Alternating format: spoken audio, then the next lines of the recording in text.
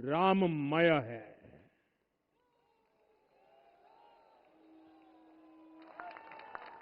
हर राम भक्त के हृदय में अद्वितीय संतोष है, असीम कृतज्ञता है, अपार अलौकिक आनंद है। सदियों के घाव भर रहे हैं, सदियों की वेदना आज विराम पा रही है, सदियों का संकल्प आज सिद्धि को प्राप्त हो रहा है।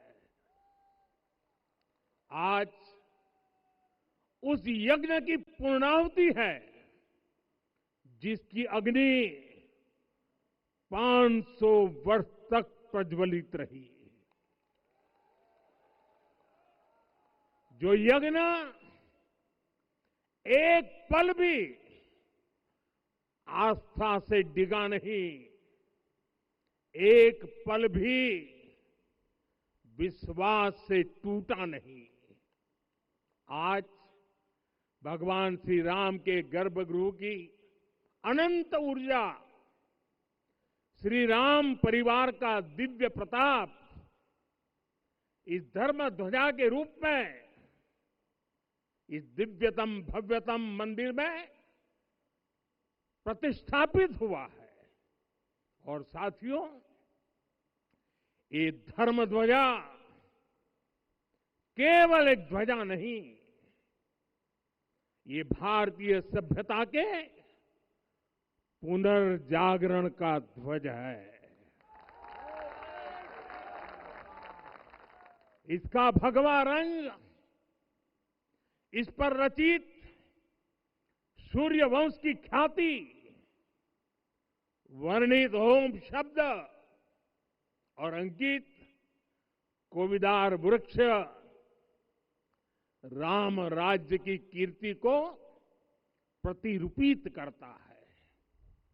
ये ध्वज संकल्प है, ये ध्वज सफलता है, ये ध्वज संघर्ष से सृजन की गाथा है, ये ध्वज सदियों से चले आ रहे स्वप्नों का साकार स्वरूप है।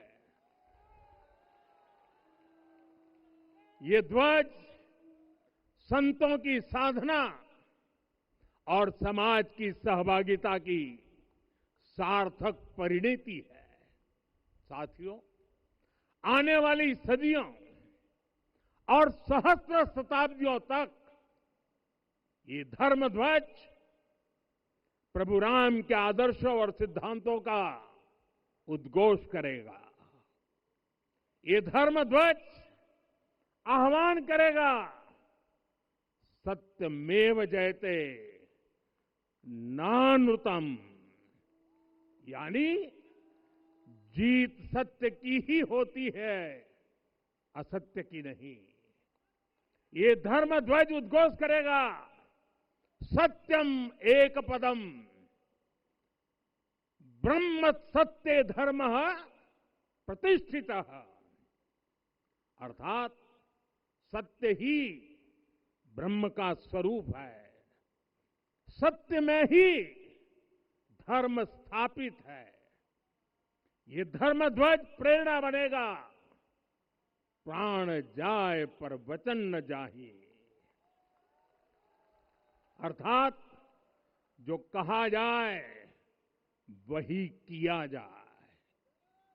ये धर्म ध्वज संदेश देगा, कर्म प्रधान विश्व रची राखा, अर्थात विश्व में कर्म और कर्तव्य की प्रधानता हो।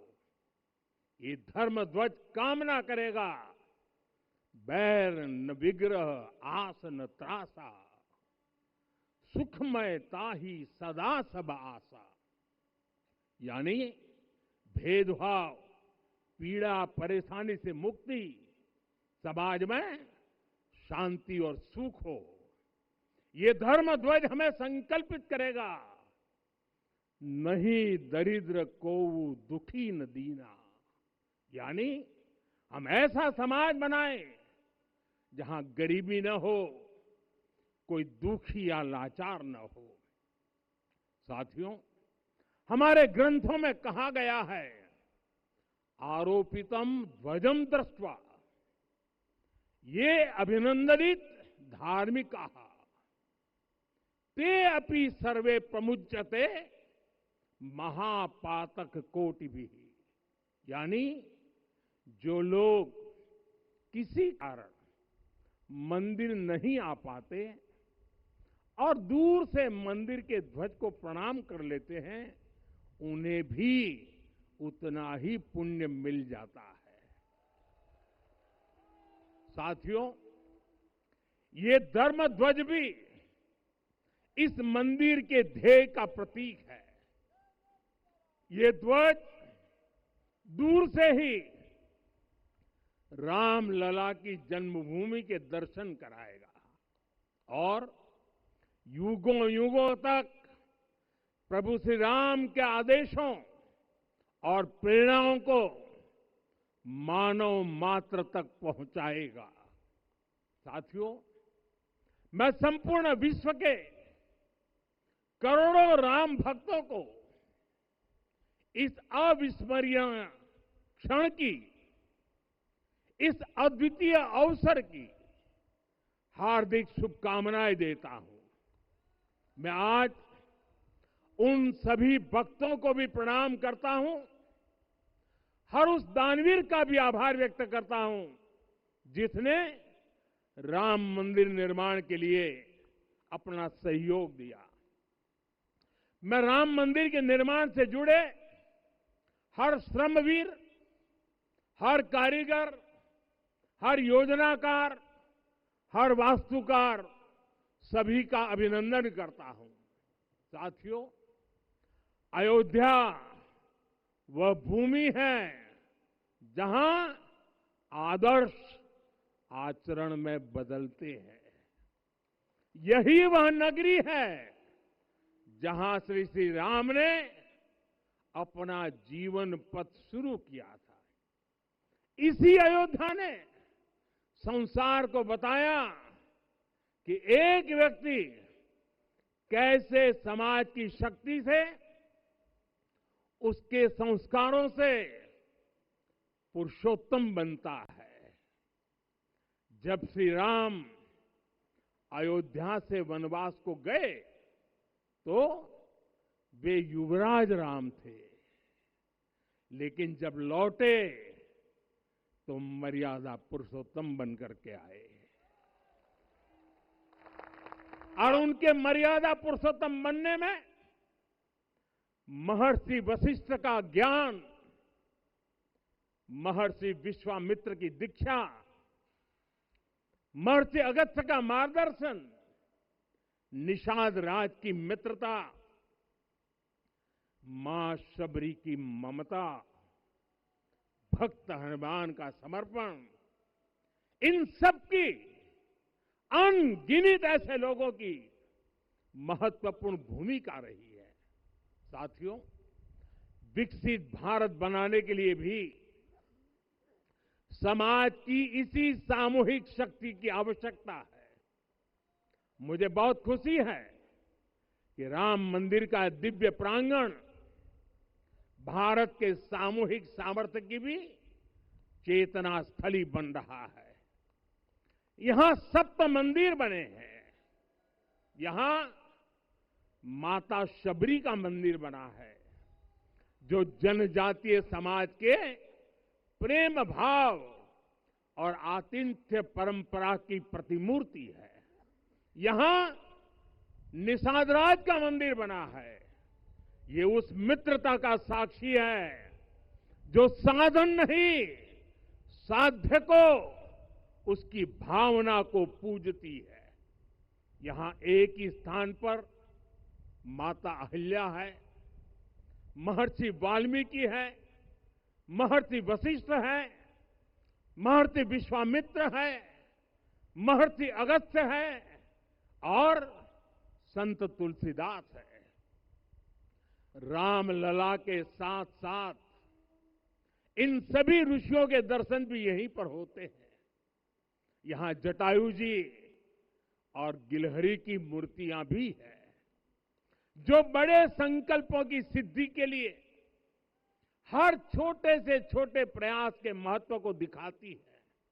मैं आज हर देशवासी से कहूंगा कि वो जब भी राम मंदिर आए तो सप्त मंदिर के दर्शन भी अवश्य करें। ये मंदिर हमारी आस्था के साथ साथ मित्रता, कर्तव्य और सामाजिक सद्भाव के मूल्यों को भी शक्ति देते हैं। साथियों, हम सब जानते हैं हमारे राम भेद से नहीं, भाव से जुड़ते हैं। उनके लिए व्यक्ति का कुल नहीं, उसकी भक्ति महत्वपूर्ण है। उन्हें वंश नहीं, मूल्य प्रिय है। उन्हें शक्ति नहीं, सहयोग महान लगता है। आज हम भी उसी भावना से आगे बढ़ रहे हैं।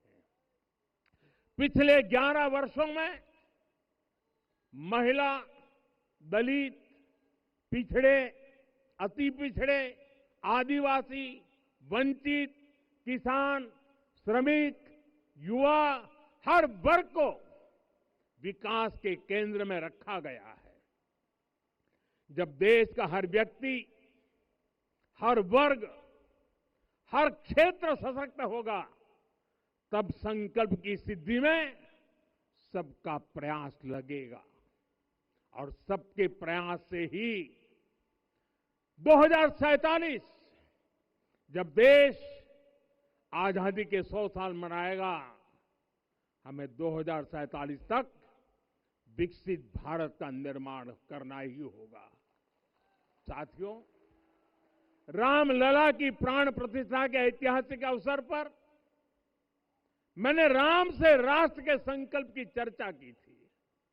मैंने कहा था कि हमें आने वाले 1000 वर्षों के लिए भारत की नींव मजबूत करनी है।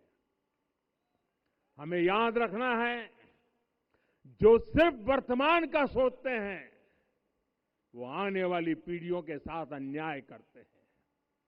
हमें वर्तमान के साथ साथ भावी पीढ़ियों के बारे में भी सोचना है, क्योंकि हम जब नहीं थे ये देश तब भी था, जब हम नहीं रहेंगे ये देश तब भी रहेगा।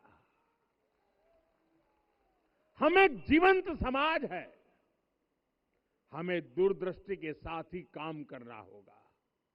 हमें आने वाले दशकों, आने वाली सदियों को ध्यान में रखना ही होगा। और साथियों, इसके लिए भी हमें प्रभु राम से सीखना होगा।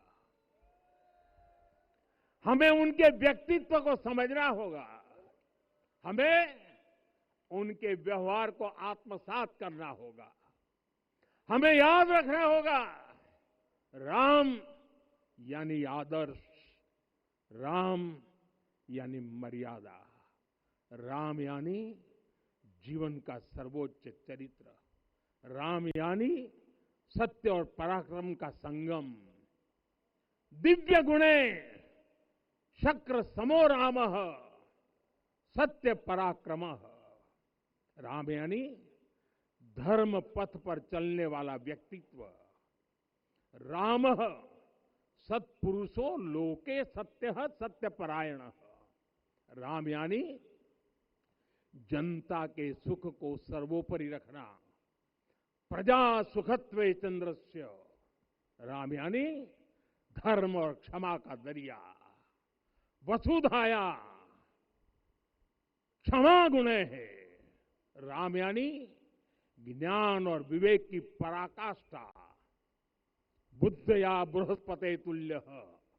राम यानी कोमलता में दृढ़ता। मृदु पूर्वज भाषते। राम यानी कृतज्ञता का सर्वोच्च उदाहरण कदाचन नोपकारेण कृति नैकेन तुष्यति। राम यानी श्रेष्ठ संगति का चयन, शीला वृद्धे ज्ञान वृद्धे वयोवृद्धे च सज्जनै। राम यानी विनम्रता में महाबल, वीर्यवान च वीर्येण महता स्वेन विस्मितः।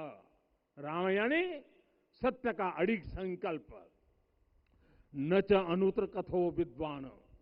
राम यानी जागरूक, अनुशासित और निष्कपट मन, निस्तिंद्र अपम्रत च स्वदोष परदोषवित। साथियों, राम सिर्फ एक व्यक्ति नहीं, राम एक मूल्य है, एक मर्यादा है, एक दिशा है। अगर भारत को साल 2047 तक विकसित बनाना है, अगर समाज को सामर्थ्यवान बनाना है, तो हमें अपने भीतर राम को जगाना होगा। हमें अपने भीतर के राम की प्राण प्रतिष्ठा करनी होगी। और इस संकल्प के लिए आज से बेहतर दिन और क्या हो सकता है। साथियों, 25 नवंबर का यह ऐतिहासिक दिन अपनी विरासत पर गर्व का एक और अद्भुत क्षण लेकर आया है। इसकी वजह है धर्म ध्वजा पर अंकित कोविदार वृक्ष। ये कोविदार वृक्ष इस बात का उदाहरण है कि जब हम अपनी जड़ों से कट जाते हैं तो हमारा वैभव इतिहास के पन्नों में दब जाता है। साथियों, जब भरत अपनी सेना के साथ चित्रकूट पहुंचे तो लक्ष्मण ने दूर से ही अयोध्या की सेना को पहचान लिया। ये कैसे हुआ, इसका वर्णन वाल्मीकि जी ने किया है। और वाल्मीकि जी ने क्या वर्णन किया है? उन्होंने कहा है, विराजित उद्गत स्कंधम कोविदार ध्वजः रथे। लक्ष्मण कहते हैं, राम, सामने जो तेजस्वी प्रकाश में विशाल वृक्ष जैसा ध्वज दिखाई दे रहा है, वही अयोध्या की सेना का ध्वज है। उस पर कोविदार का शुभ चिन्ह अंकित है। साथियों, आज जब राम मंदिर के प्रांगण में कोविदार फिर से प्रतिष्ठित हो रहा है, यह केवल एक वृक्ष की वापसी नहीं है, यह हमारी स्मृति की वापसी है, हमारी अस्मिता का पुनर्जागरण है, हमारी स्वाभिमानी सभ्यता का पुनः उद्घोष है। कोविदार वृक्ष हमें याद दिलाता है कि जब हम अपनी पहचान भूलते हैं तो हम स्वयं को खो देते हैं, और जब पहचान लौटती है तो राष्ट्र का आत्मविश्वास भी लौट आता है। और इसलिए मैं कहता हूं, देश को आगे बढ़ना है तो अपनी विरासत पर गर्व करना होगा। साथियों, अपनी विरासत पर गर्व के साथ साथ एक और बात भी महत्वपूर्ण है, और वो है गुलामी की मानसिकता से पूरी तरह मुक्ति। आज से 190 साल पहले 190 साल पहले साल 1835 में 1835 में मैकाले नाम के एक अंग्रेज ने भारत को अपनी जड़ों से उखाड़ने के बीज बोए थे। मैकाले ने भारत में मानसिक गुलामी की नींव रखी थी। 10 साल बाद यानी 2035 में उस अपवित्र घटना को 200 वर्ष पूरे हो रहे हैं। कुछ दिन पहले मैंने एक कार्यक्रम में आग्रह किया था कि हमें आने वाले 10 वर्षों तक उस 10 वर्षों का लक्ष्य लेकर चलना है कि भारत को गुलामी की मानसिकता से मुक्त करके रहेंगे। साथियों, सबसे बड़ा दुर्भाग्य यह है कि मैकाले ने जो कुछ सोचा था उसका प्रभाव कहीं व्यापक हुआ। हमें आजादी मिली, लेकिन हीन भावना से मुक्ति नहीं मिली। हमारे यहां एक विकार आ गया कि विदेश की हर चीज, हर व्यवस्था अच्छी है और जो हमारी अपनी चीजें हैं उनमें खोट ही खोट है। साथियों, गुलामी की यही मानसिकता है जिसने लगातार यह स्थापित किया। हमने विदेशों से लोकतंत्र लिया। कहा गया कि हमारा संविधान भी विदेश से प्रेरित है, जबकि सच ये है कि भारत लोकतंत्र की जननी है, मदर ऑफ डेमोक्रेसी है। लोकतंत्र हमारे डीएनए में है। साथियों, अगर आप तमिलनाडु जाएंगे तो तमिलनाडु के उत्तरी हिस्से में उत्तीरमेरूर गांव है। वहां हजारों वर्ष पहले का एक शिलालेख है। उसमें बताया गया है कि उस कालखंड में भी कैसे लोकतांत्रिक तरीके से शासन व्यवस्था चलती थी, लोग कैसे सरकार चुनते थे। लेकिन हमारे यहां तो मैग्ना कार्टा की प्रशंसा का ही चलन रहा। हमारे यहां भगवान बसवन्ना, उनके अनुभव मंटपा की जानकारी भी सीमित रखी गई। अनुभव मंटपा यानी जहां सामाजिक, धार्मिक और आर्थिक विषयों पर सार्वजनिक बहस होती थी, जहां सामूहिक सहमति से निर्णय लिए जाते थे। लेकिन गुलामी की मानसिकता के कारण इस भारत की कितनी ही पीढ़ियों को इस जानकारी से भी वंचित रखा गया। साथियों, हमारी व्यवस्था के हर कोने में गुलामी की इस मानसिकता ने डेरा डाला हुआ था। अब याद करिए, भारतीय नौसेना का ध्वज सदियों तक उस ध्वज पर ऐसे प्रतीक बने रहे जिनका हमारी सभ्यता, हमारी शक्ति, हमारी विरासत से कोई संबंध नहीं था। अब हमने नौसेना के ध्वज से गुलामी के हर प्रतीक को हटाया है।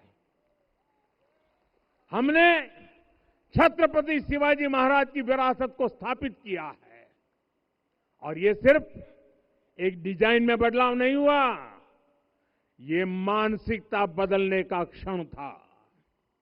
ये वो घोषणा थी कि भारत अब अपनी शक्ति अपने प्रतीकों से परिभाषित करेगा, न कि किसी और की विरासत से। और साथियों, यही परिवर्तन आज अयोध्या में भी दिख रहा है। साथियों, ये गुलामी की मानसिकता ही है जिसने इतने वर्षों तक रामत्व को नकारा है। भगवान राम अपने आप में एक वैल्यू सिस्टम है। ओरछा के राजा राम से लेकर रामेश्वरम के भक्त राम तक और शबरी के प्रभु राम से लेकर मिथिला के पाहुन राम जी तक, भारत के हर घर में, हर भारतीय के मन में और भारतवर्ष के हर कण कण में राम है। लेकिन गुलामी की मानसिकता इतनी हावी हो गई कि प्रभु राम को भी काल्पनिक घोषित किया जाने लगा। साथियों, अगर हम ठान ले अगले 10 साल में मानसिक गुलामी से पूरी तरह मुक्ति पा लेंगे, और तब जाकर के ऐसी ज्वाला प्रज्वलित होगी, ऐसा आत्मविश्वास बढ़ेगा कि 2047 तक विकसित भारत का सपना पूरा होने से भारत को कोई रोक नहीं पाएगा। आने वाले 1000 वर्ष के लिए भारत की नींव तभी सशक्त होगी जब मैकाले की गुलामी के प्रोजेक्ट को हम अगले 10 साल में पूरी तरह ध्वस्त करके दिखा देंगे। साथियों, अयोध्या धाम में रामलला का मंदिर परिसर भव्य से भव्यतम हो रहा है और साथ ही अयोध्या को संवारने का काम लगातार जारी है। आज अयोध्या फिर से वह नगरी बन रही है जो दुनिया के लिए उदाहरण बनेगी। त्रेता युग की अयोध्या ने मानवता को नीति दी। 21वीं सदी की अयोध्या मानवता को विकास का नया मॉडल दे रही है। तब अयोध्या मर्यादा का केंद्र थी, अब अयोध्या विकसित भारत का मेरुदंड बनकर उभर रही है। साथियों, भविष्य की अयोध्या में पौराणिकता और नूतनता का संगम होगा। सरयू जी की अमृत धारा और विकास की धारा एक साथ बहेगी। यहां आध्यात्म और आर्टिफिशियल इंटेलिजेंस दोनों का तालमेल दिखेगा। राम पथ, भक्ति पथ और जन्मभूमि पथ से नई अयोध्या के दर्शन होते हैं। अयोध्या में भव्य एयरपोर्ट है। अयोध्या में आज शानदार रेलवे स्टेशन है। वंदे भारत और अमृत भारत एक्सप्रेस जैसी ट्रेनें अयोध्या को बाकी देश से जोड़ रही हैं। अयोध्या वासियों को सुविधाएं मिले, उनके जीवन में समृद्धि आए, इसके लिए निरंतर काम चल रहा है।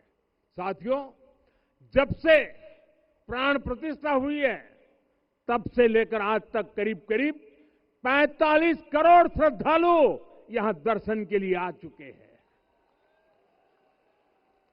ये वो पवित्र भूमि है जहां 45 करोड़ लोगों के चरण रज पड़े हैं और इससे अयोध्या और आसपास के लोगों की आय में आर्थिक परिवर्तन आया है, वृद्धि हुई है। कभी अयोध्या विकास के पैमानों में बहुत पीछे थी, आज अयोध्या नगरी यूपी के अग्रणी शहरों में से एक बन रही है। साथियों, 21वीं सदी का आने वाला समय बहुत महत्वपूर्ण है। आजादी के बाद के 70 साल में भारत विश्व की 11वीं सबसे बड़ी अर्थव्यवस्था बना। 70 साल में 11वीं, लेकिन पिछले 11 साल में ही भारत विश्व की 5वीं सबसे बड़ी अर्थव्यवस्था बन चुका है।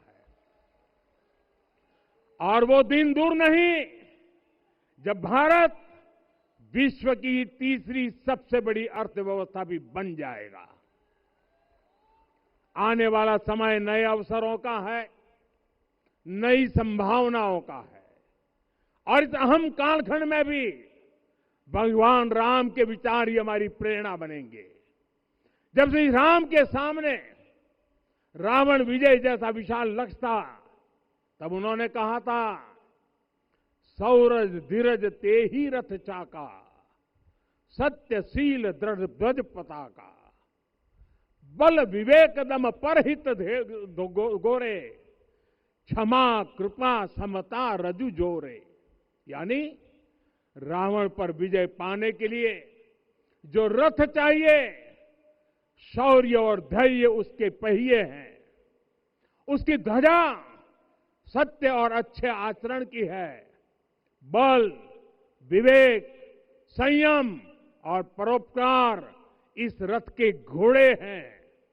लगाम के रूप में क्षमा, दया और समता है जो रथ को सही दिशा में रखते हैं। साथियों, विकसित भारत की यात्रा को गति देने के लिए ऐसा ही रथ चाहिए, ऐसा रथ जिसके पहिए शौर्य और धैर्य हो, यानी चुनौतियों से टकराने का साहस भी हो और परिणाम आने तक दृढ़ता से डटे रहने का धैर्य भी हो। ऐसा रथ जिसकी ध्वजा सत्य और सर्वोच्च आचरण हो, यानी नीति, नियत और नैतिकता से समझौता कभी न हो। ऐसा रथ जिसके घोड़े बल, विवेक, संयम और परोपकार हो, यानी शक्ति भी हो, बुद्धि भी हो, अनुशासन भी हो और दूसरों के हित का भाव भी हो। ऐसा रथ जिसकी लगाम क्षमा, करुणा और संभाव हो, यानी जहां सफलता का अहंकार नहीं और असफलता में भी दूसरों के प्रति सम्मान बना रहे।